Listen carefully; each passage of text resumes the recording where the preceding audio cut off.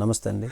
చంద్రబాబు గారు తన మంత్రివర్గ సహచరులకు ఒక సరికొత్త టాస్క్ ఇచ్చారు. ఎవరి డప్పు వారే కొట్టుకోవాలి, ఎవరి భజన వారే చేసుకోవాలి అని. ఈ నెల 12వ తేదీ నాటికి ప్రభుత్వం ఏర్పడి ఈ కూటమి ప్రభుత్వం వచ్చి 6 నెలలు పూర్తి కావస్తుండడంతో ఈ కాలంలో మీ మంత్రిత్వ శాఖల పరిధిలో సాధించినటువంటి పురోగతిపై సమగ్ర నివేదిక ఇవ్వాలని ఆయన ఆదేశించారు. ఎవరికి వారు తమ సొంత ప్రోగ్రెస్ రిపోర్ట్లను రాసుకున్న తరువాత చంద్రబాబు గారు అందరి రిపోర్ట్లను పరిశీలించి అవసరమైనటువంటి సూచనలు చేస్తారట. అంటే ఏంటి? ఎవరి డప్పు వారు కొట్టుకుంటూ ఉండాలి. ఎవరి డప్పుల మోతైనా కర్ణకఠోరంగా మోగితే ఆ రాగాలను సవరించి సరిచేయడం కోసం బాబు గారు హెల్ప్ చేస్తారన్నమాట.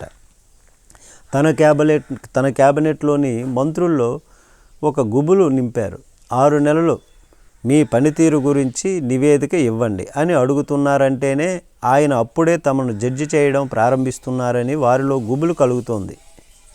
తేడా వస్తే మెరుగుపరుచుకోవడానికి సలహాలు ఇస్తారో లేదా తమని హిట్ లిస్టులోకి చేరుస్తారోనని పలువురు మంత్రులు కంగారు పడుతున్నారు. ఎవరి డప్పు వారిని కొట్టుకోమని చెప్పినంత మాత్రాన రాసుకున్న రిపోర్టులను నమ్మేసే రకం కాదని, మంత్రులు 6 నెలల పనితీరు మీద ఆయన ఆల్రెడీ తన సొంత నిఘా వర్గాలు, ఇంటెలిజెన్స్ వర్గాలతో నివేదికలు తెప్పించుకునే ఉంటారని, తాము కొట్టుకున్న సొంత డప్పు ఆ నివేదికలతో మ్యాచ్ అయితే పర్లేదు కానీ మ్యాచ్ కాకపోతే శుతిమెత్తగా తలంటూ ఉంటుందనేటటువంటిది మంత్రులు అనుకుంటున్నారు. కొందరు మంత్రుల్లో ఇంకో సందేహం కూడా ఉంది. ఇప్పటిదాకా తమ శాఖల్లో చెప్పుకోదగ్గ ఘనకార్యాలు చేయటానికి అవకాశమే లేదు, మరి తాము ఏం రాసుకోవాలి? అందరూ ఏదో కొంత ఘనతను రాసుకొని అలాగే లేదా పేలవంగా రాసుకుంటే అది తమ రాజకీయ జీవితం పైన ప్రభావం చూపిస్తుందా అనేటటువంటి విధంగా కూడా భయపడుతున్నటువంటిది. ఫర్ ఎగ్జాంపుల్, రవాణా శాఖ మంత్రి రాంప్రసాద్ రెడ్డి ఉన్నారు.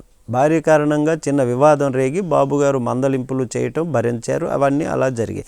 అయితే 6 నెలల పదవీ కాలంలో ఆయన వేరువేరు వేదికల్లో వేరువేరు సందర్భాల్లో కలిపి కనీసం ఓ 50 సార్లు అయినా కానీ అతి త్వరలోనే మహిళలకు ఉచిత బస్సు ప్రయాణం కల్పిస్తున్నాము అని చెప్పి ఉంటారు.